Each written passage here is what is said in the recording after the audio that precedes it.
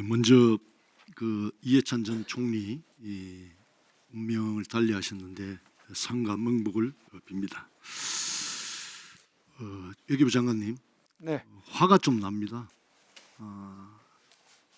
무역 협상 타결, 자화자찬 지금 잉크도 마르기 전에 만세 뒤통수를 맞았습니다.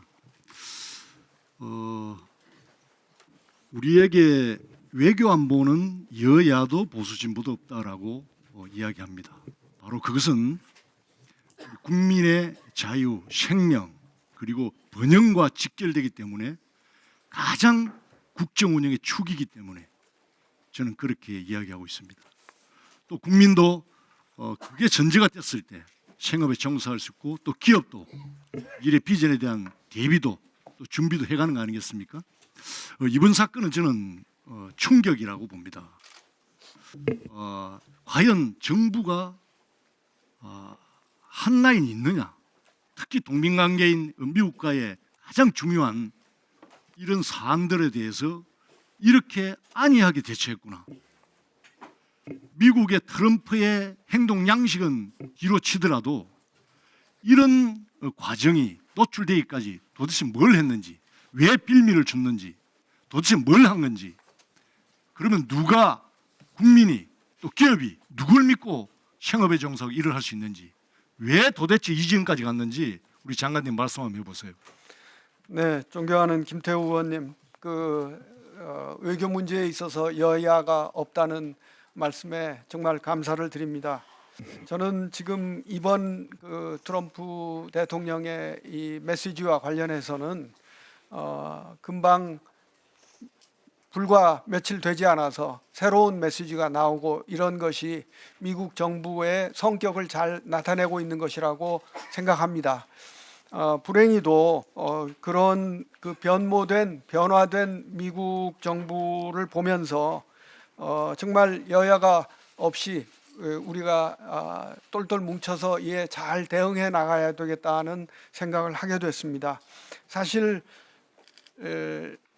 이것보다도 예를 들어서 제가 지난주에 나토를 방문했었는데 나토 유럽 국가들은 그린랜드에 관한 것이라든지 또는 카나다에 관한 트럼프 대통령의 메시지라든지 이런 것이 있었는데 거기서도 여야가 없이 똘똘 뭉쳐서 정부를 지원하고 하는 것에 감명을 받았습니다.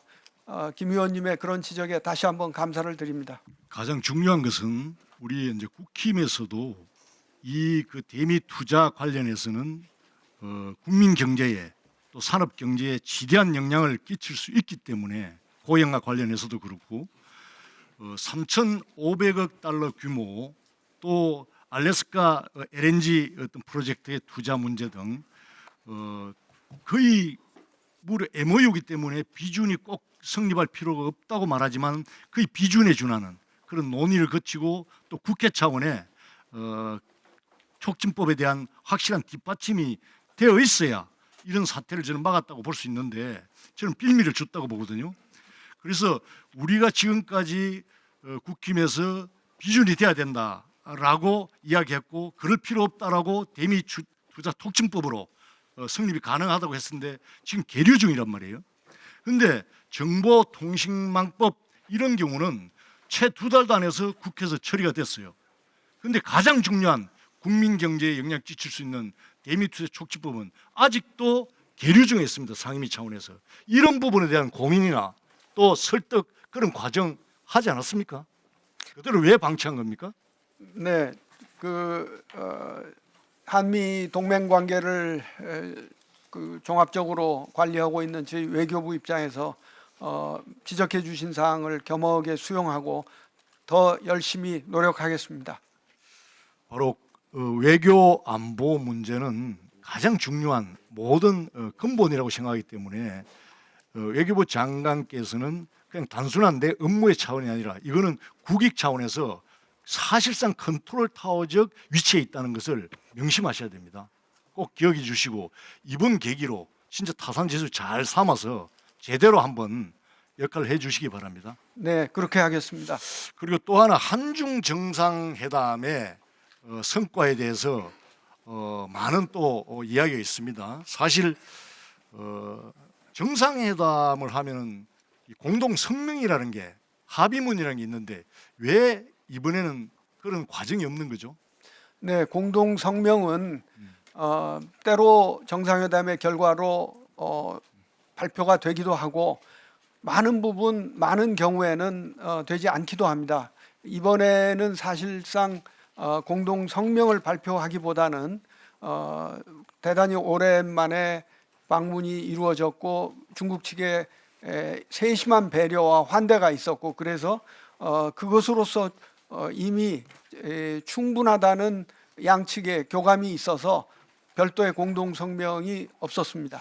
물론 그동안의 여러 가지 불편한 관계 속에서 재정립을 할 수 있는 좋은 계기가 된 것은 전 인정하고 싶습니다. 하지만 우리 현안적 관련, 주권과 관련, 영해와 관련 이런 사안에 대해서는 절대 저 자세를 보여서는 오히려 나쁜 시그널을 줄 수 있기 때문에 저는 우려를 많이 표명하거든요. 그래서 중국 서해 구조물 이런 서해 경계 확정 문제라든가 한한령 해제 문제라든가 북핵 및 남북 문제 이런 부분에 대한 시각차가 이번에 굉장히 뚜렷하게 크다는 걸 확인했지 않습니까?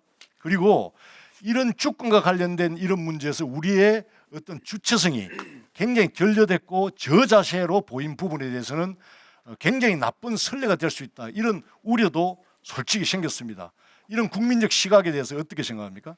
네, 저는 그 대통령께 사전 보고를 드리면서 몇 가지 말씀을 드렸는데 그 중에 하나가 그 한중 간의 대등한 관계를 정립해 나가고 등등이었습니다. 그래서 이번에는 전혀 저자세가 아니었고 심지어는 제가 그것을 한 가지 예를 들어 말씀을 드린다면은 대통령께서 중국과의 관계 개선의 중요성을 말씀하시고 나서 최근에 있었던 중국과 일본과의 관계 악화 이 문제가 나왔었는데 여기에 대해서도 중국과의 관계가 굉장히 중요하다. 한국으로서는 일본도 굉장히 중요하다는 말씀을 직접 하셨습니다. 그럴 정도로 저제사와는 관계가 멀다는 말씀을 드리고 서해 구조물도 이미 보도가 나온 것처럼 저희가 그것을 정상회담의 성과로 그렇게 움직였다라고 얘기하고 싶지 않습니다. 그것은 한중 관계가 한 번의 정상회담으로 끝날 것이 아니기 때문에 다음 또 있고 그래서 상대방 처지도 생각을 해야 되기 때문에 그렇게 하지 않겠습니다마는 서해 구조물이 벌써 하나가 움직이기 시작했습니다. 그리고 한한령도 앞으로 얼음 녹듯이 점차 녹아갈 것이라는 것을 말씀드립니다. 첫 데이트 한꺼번에 다 이룰 수는 없겠지만 저희도 기대를 하고 있습니다만 외형적 그 모양만 가지고 외형적 모양이 90도 절을 하더라도 실외교라는 것은 또 실질적으로 우리가 주권적 차원에서 얻어야 되는 그런 경쾌한 그런 그 과정이 있단 말이에요. 그래서 그런 내용적 차원에서의 어떤 변화의 어떤 소리를 그런 소리를 확실한 좀 챙겨주시기 바랍니다. 네, 이번에 결과물로 발표되면서 한중 양국은 가급적 매년 정상회담을 갖기로 했습니다. 앞으로 정상회담을 준비하는 과정에서 의원님의 말씀을 잘 유념하겠습니다.